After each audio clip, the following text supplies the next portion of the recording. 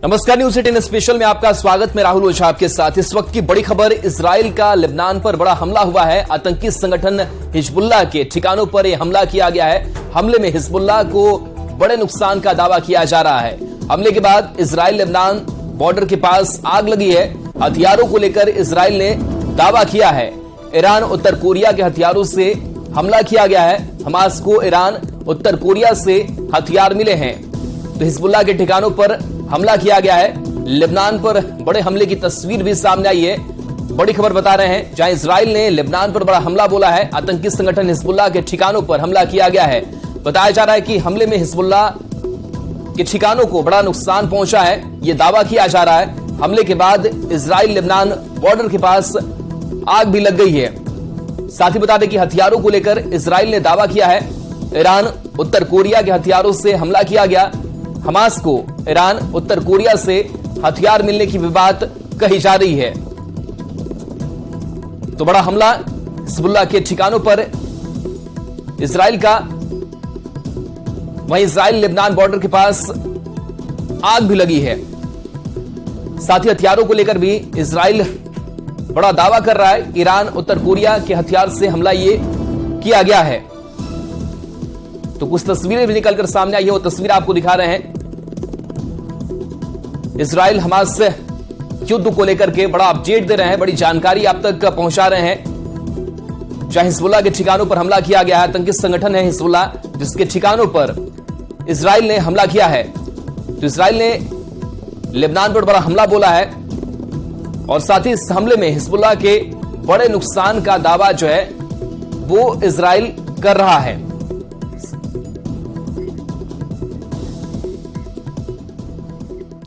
Hamas के आतंकियों के खिलाफ इजराइल जमीनी ऑपरेशन की तैयारी में है, लेकिन पिछले 2 हफ्ते से गाजा की सीमा पर नेतन्याहू के आदेश का इंतजार कर रहा है। लेकिन अब तक उन्हें गाजा में घुसने की इजाजत नहीं मिल रही है, क्योंकि अभी भी इजराइल को शक है कि गाजा के भीतर सुरंगों के जरिए हमास ऐसे हमलों की योजना बनाई है जिसकी कल्पना भी नहीं की जा सकती है।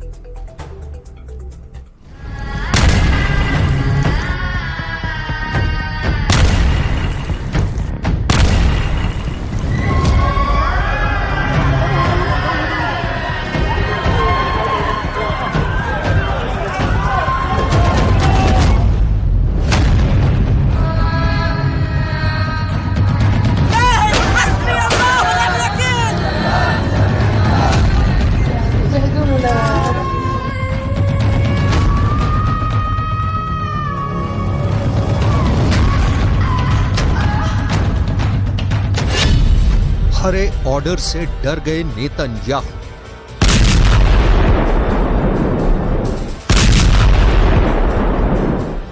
अगर ये कहा जाए कि गाजा की जंग में इजराइल बुरी तरह से फंस गया है, तो ये कहना जरा भी गलत नहीं होगा।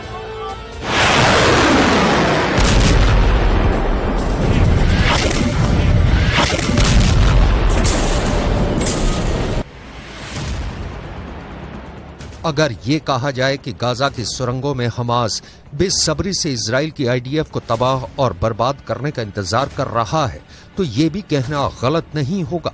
आखिर ऐसी क्या वजह है कि इजराइल के प्रधानमंत्री नेतन्याहू हमास का सफाया करने के लिए इजरायली फौज को हमले का ग्रीन सिग्नल नहीं दे रहे हैं? आखिर नेतन्याहू हमले का ग्रीन ऑर्डर क्यों नहीं दे रहे हैं?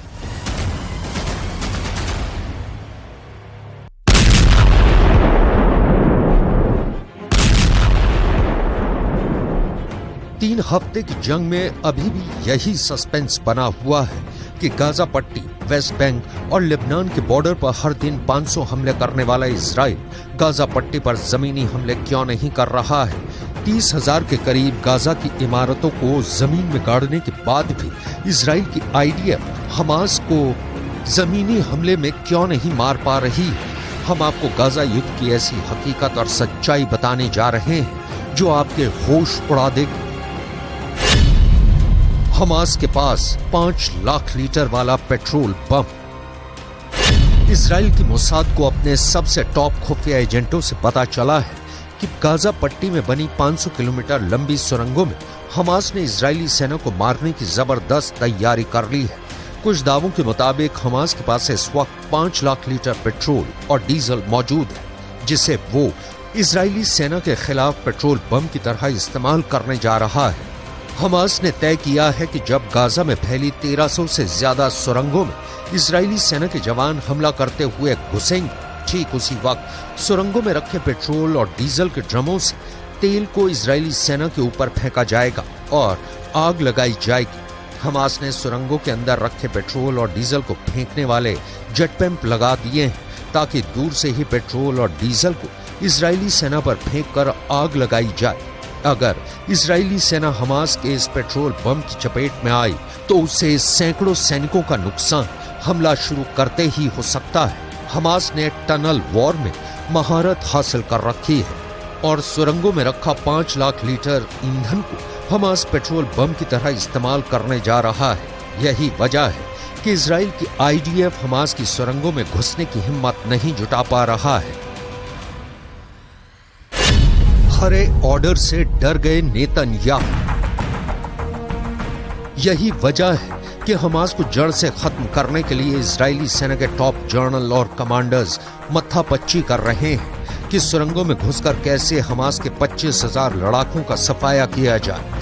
इसीलिए इजरायली सेना गाजा पट्टी में राहत सामग्री के नाम पर पेट्रोल और डीजल नहीं जाने दे रहा है, क्योंकि उसे पता है कि हमास ईंधन को इजरायली सैनिकों के खिलाफ पेट्रोल बम की तरह इस्तेमाल करेगा। इजरायली सेना के प्रवक्ता लेफ्टिनेंट कर्नल जोनाथन कॉर्निकस ने तो साफ कहा है कि हम किसी भी कीमत पर गाजा पट्टी में पेट्रोल और डीजल नहीं जाने देंगे। That Gaza may be forced to halt tonight if no fuel is delivered. I don't think that is accurate, and neither does the entire IDF. We responded to UNRWA's claim by referring them to where Hamas, which governs the Gaza Strip, stores fuel, both diesel fuel.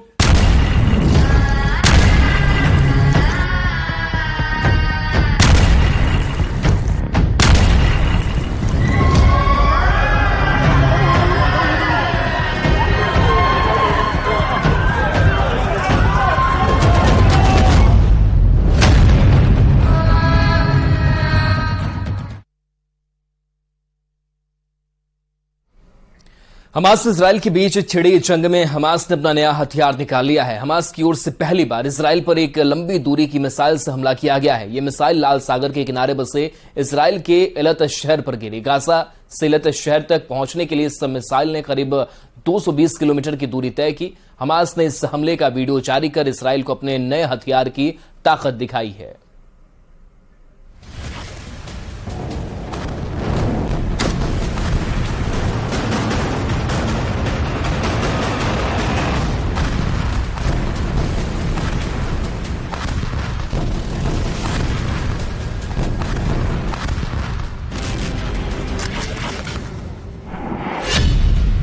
Hamas ने निकाला अपना सबसे ताकतवर हथियार।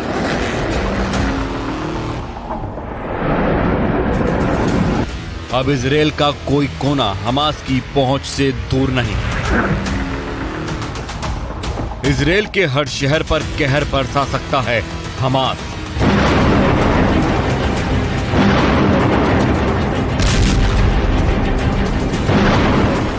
करीब 100 kilometre चौड़े और 400 kilometre लंबे इजराइल का कोई भी शहर, कोई भी गांव और कोई भी कोना अब हमास के हमले की जद से बाहर नहीं कहा जा सकता, क्योंकि बुधवार को हमास ने इजराइल के सामने अपनी उस ताकत की नुमाइश की जिसके बाद इजराइल गाजा में ग्राउंड ऑपरेशन शुरू करने से पहले 100 बार सोचने पर मजबूर हो जाए। अब तक हमास गाजा पट्टी से सटे इजराइल के इलाकों में रॉकेट दागता था, जिसमें से ज्यादातर रॉकेट को इजराइल का एयर डिफेंस सिस्टम आयरन डोम मार गिराता था।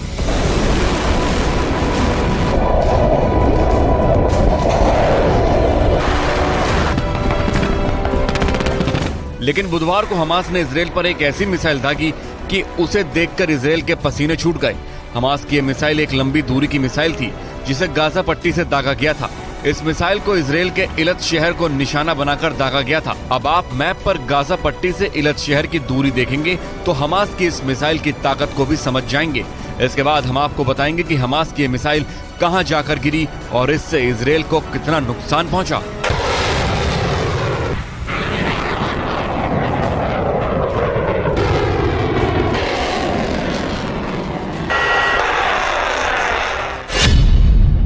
गाजा पट्टी बॉर्डर से इजराइल के इलात शहर की दूरी करीब 220 किलोमीटर है।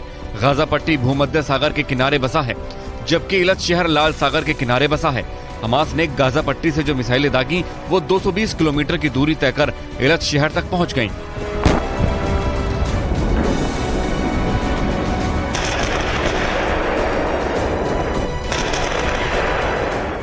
यानी कि हमास के पास रॉकेट के साथ साथ लंबी दूरी की मिसाइलें भी हैं, जो इजराइल के दूसरे छोर तक पहुंचने की ताकत रखती हैं। आखिर हमास के पास ये मिसाइलें कहां से आईं, ये भी आपको बताएंगे, लेकिन उससे पहले जान लीजिए कि हमास की इस मिसाइल ने इजराइल के इलत शहर तक पहुंचकर क्या किया।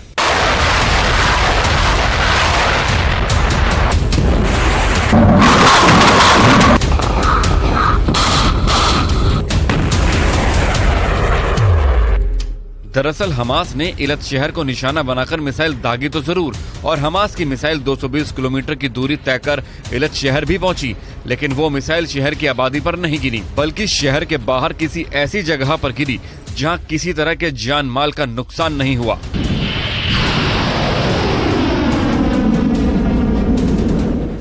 इजराइल ने भी इलत शहर के पास मिसाइल गिरने की पुष्टि की है और कहा है कि उससे किसी तरह का नुकसान नहीं हुआ।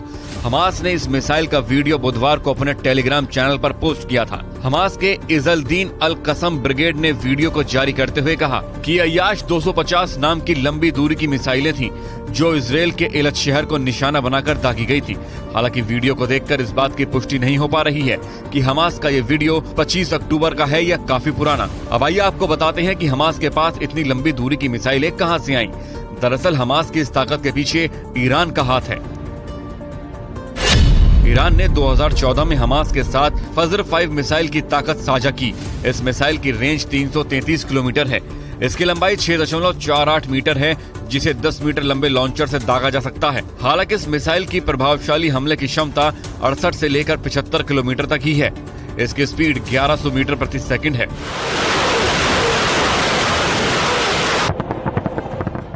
माना जा रहा है कि हमास की मिसाइल अय्याश 250 उसी फजर 5 तकनीक पर आधारित है, जिसे हमास ने खुद तैयार किया है, और ये हथियार बनाकर हमास ने इजराइल के हर शहर, हर कोने के लिए खतरे की घंटी बजा दी है।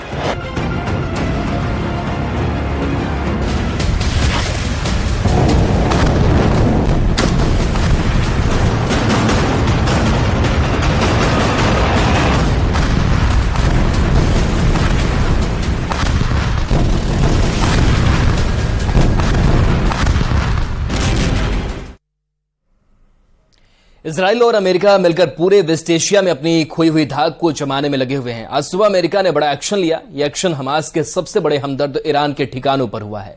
अमेरिका ने ईरान के जुड़े इस्लामिक रेवोल्यूशनरी गार्ड कॉर्प्स के ठिकानों को एयर स्ट्राइक कर निस्तनाबूद कर दिया। दूसरी तरफ हमास के हिमायती चीन का लड़ाकू विमान अमेरिका के विमान से भिड़ते भिड़ते बचा।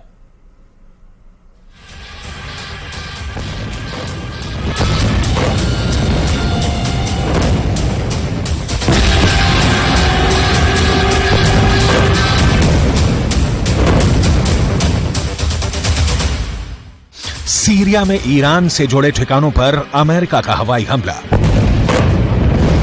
हमले के बाद एक साथ दो ठिकाने खाक में मिल गए। इजराइल हमास युद्ध के बीच अमेरिका के इस हमले से ईरान और अमेरिका में ठन गई है। युद्ध का नया मोर्चा खुल गया है।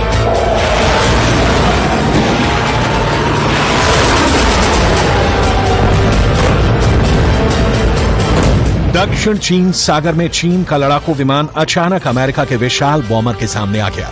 दोनों के बीच का फासला सिर्फ 10 फीट रह गया था। फिर क्या हुआ? क्या अमेरिका के बॉम्बर से भिड़ गया चीन का लड़ाकू विमान या दुम दबाकर भाग खड़ा हुआ? इसे आगे तफसील से बताएंगे और इस भिड़ंत का पूरा वीडियो भी दिखाएंगे। अभी बस इतना जान लीजिए कि ऐसा कर चीन ने एक बार फिर यह साबित कर दिया है कि वो अमेरिका से लड़ने को तैयार बैठा है। सवाल है, क्या अगर अमेरिका इजराइल के साथ जंग में कूदा तो चीन भी युद्ध में अमेरिका के खिलाफ कूद पड़ेगा? क्योंकि चीन की सेना का दावा है कि बस एक ऑर्डर आएगा और चीन के लड़ाकू विमान ऐसे ही अमेरिका के विमानों से टकराने निकल पड़ेंगे।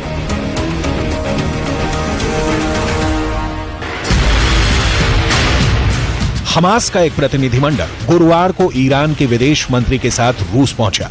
हमास का प्रतिनिधिमंडल ऐसे समय में मॉस्को का दौरा कर रहा है जब इजरायल गाजा पट्टी में हमास के ठिकानों को तबाह करने में लगा है। हमास की तरफ से रूस में हुई इस मीटिंग की तस्वीरें जारी की गई हैं। आगे पढ़ें। इससे पहले इस तस्वीर में दिख रहे लोगों को जान लीजिए। बाएं से पहले है बस्सेम नईम। नईम हमास के इंटरनेशनल रिलेशन हेड हैं। दूसरे हैं मिखाइल बोगदानोव। ये रूस के उप विदेश मंत्री हैं, मिडिल ईस्ट में पुतिन के विशेष दूत हैं। तीसरे शख्स का नाम है मौसा अबू मरजौक। ये हमास पोलित ब्यूरो के वरिष्ठ सदस्य हैं।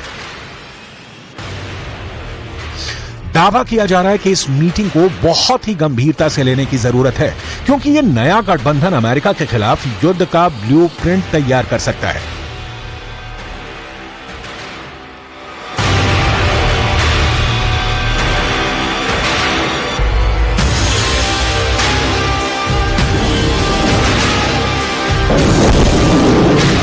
रूस, ईरान और हमास अगर एक साथ मिलकर अमेरिका के ठिकानों पर हमला करते हैं तो अमेरिका के पलटवार से विश्व युद्ध शुरू हो सकता है, क्योंकि मिडिल ईस्ट में मौजूद अपने ठिकानों पर हो रहे हमलों का बदला अमेरिका कैसे लेता है, इसकी एक झलक अमेरिका के इन हवाई हमलों में मिलती है। अमेरिका का पहला हवाई हमला, अमेरिका का दूसरा हवाई हमला,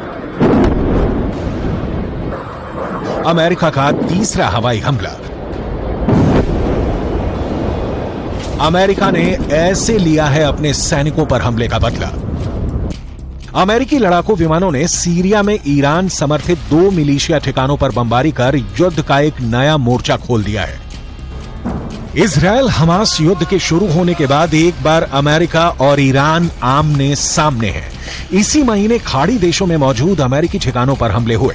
इन हमलों में अमेरिका के 24 सैनिक जख्मी हो गए, एक की जान चली गई। इसके बाद अमेरिका ने ऐसा पलटवार शुरू किया है जिसमें दुनिया को विश्व युद्ध के संकेत दिखाई दे रहे हैं।